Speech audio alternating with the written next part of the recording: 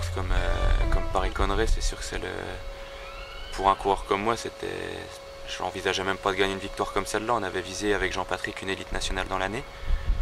Et on pensait pas que... Jean-Patrick pensait que j'avais vraiment les moyens de le faire. Moi, j'étais un peu moins confiant.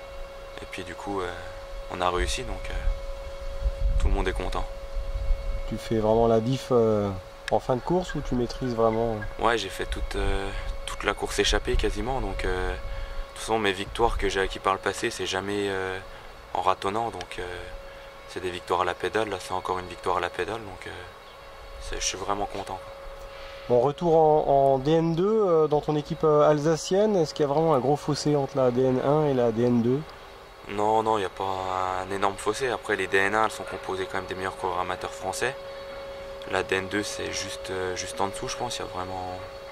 Sur les manches, il n'y a quasiment aucune différence. Après, le DN1, DN2, c'est surtout les budgets d'équipe qui changent beaucoup, mais les coureurs, ça reste à peu près le même niveau, quoi. Bon, retour aux sources, tu as eu des sollicitations après ta victoire, mais tu as fait le choix du cœur, c'est ça? Ouais, j'avais donné ma parole, donc vu que je suis quelqu'un... Quand je donne ma parole, j'évite de revenir dessus. Donc voilà, le team Rémi Meder m'avait contacté au mois de juin en me proposant des choses intéressantes et c'est surtout revenir près de la famille, près des copains et tout, c'était aussi important pour moi. Donc voilà, je pense minimum, j'avais dit à Alexandre Lebel, le manager, que si je revenais chez Meder, c'était au moins pour 2 ans. Donc je vais tenir ma parole, je vais essayer en tout cas de tenir ma parole là-dessus, quoi. Bon, tu vas avoir un rôle de leader, c'est ça qui a fait la différence aussi? Ouais, c'était le côté sportif avec Jean-Patrick Nazon. On voulait vraiment que j'arrive dans une équipe avec beaucoup de responsabilités, puisque j'ai 25 ans et je ne vais pas encore faire du vélo 50 ans. Donc là au Team Pro Imo, j'avais plutôt un rôle d'équipier, même si ça ne me gênait pas de le faire. J'ai beaucoup progressé. Et là maintenant, on essaye de franchir le palier en essayant de devenir un bon leader, quoi. Qu'est-ce que t'apporte Jean-Patrick Nazon? Beaucoup de choses. Déjà, il prend beaucoup de temps pour moi. C'est tous les jours, je l'ai au téléphone, ou là, comme là, quand je suis de retour ici, on se voit à la salle. On a déjà bien commencé à planifier 2017 d'ailleurs. Et après, c'est tous ses conseils, c'est notamment sur le plan mental.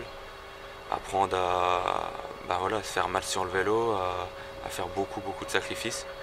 Et il me demande d'en faire toujours plus, et du coup, c'est bien, quoi. Je suis quitte de relâcher. Donc ouais, on s'entend vraiment bien là-dessus. Bon, quel est ton programme de course au Team Meder? Là, je vais avoir... donc là, j'ai 4 semaines sans vélo. Ensuite, pendant les 4 semaines, j'aurai un peu d'exercice physique quand même. Un peu de musculation et un peu de sport co. Ensuite, je vais reprendre, normalement, je ferai le cyclocross de Saint-Étienne. Je ferai le trail des Brosses, le championnat d'Alsace cyclocross le 4 décembre. Le lendemain, je reprendrai l'avion pour aller en Espagne. 15 jours, rejoindre un équipier, là, Maxime Le Lavandier. Après, je ferai les fêtes de Noël ici. Je devrais repartir normalement une petite semaine dans le sud avant d'attaquer un stage avec le team Rémi Meder fin janvier, début février en Espagne. Ouais, c'est important de garder la forme en faisant des sports complémentaires. Ouais, là, pour moi, faire que du vélo, ça devient un peu lassant. Donc, le but, c'est avec Jean-Patrick aussi de travailler avec des méthodes d'entraînement. On essaye d'innover, quoi. Jean-Patrick me fait faire pas mal de travail physique, un peu de crossfit, beaucoup de choses pour mentalement un peu m'évader et puis travailler autre chose, quoi. Est-ce que tu as coché quelques courses importantes en 2017 avec le Team Meder? Ouais, les Coupes de France, ça sera un peu le gros objectif pour moi. Ensuite, le but, ça va être d'être présent quasiment sur toute la saison. Donc l'objectif, ça va être d'arriver à un bon niveau déjà début de saison et d'essayer d'être régulier le maximum. Qu'est-ce qui te reste encore à travailler? Ouais, pas mal de choses. Je pense que j'ai déjà essayé de cet hiver de ne pas prendre trop de poids. Et ensuite, surtout travailler mon coup de pédale dans les longues bosses, les petits cols. Et puis continuer de progresser physiquement et mentalement. Est-ce que tu caresses l'espoir un jour de revêtir un maillot professionnel ou ça te semble vraiment impossible? Ouais, c'est peut-être pas impossible, mais voilà, là, après la victoire à Paris-Conneray, j'ai eu quelques sollicitations de 2-3 formations professionnelles, mais... Lesquelles? Ouais, c'est top secret. Vu que ça va pas se faire, je le garde pour moi, mais Non, j'ai 25 ans, passer pro à 26 ans c'est quasiment impossible. Il faudrait vraiment que je sois très très fort. Donc, là avec Jean-Patrick Nazon, on n'a pas l'objectif que je passe professionnel. L'objectif c'est que physiquement je sois au top du top.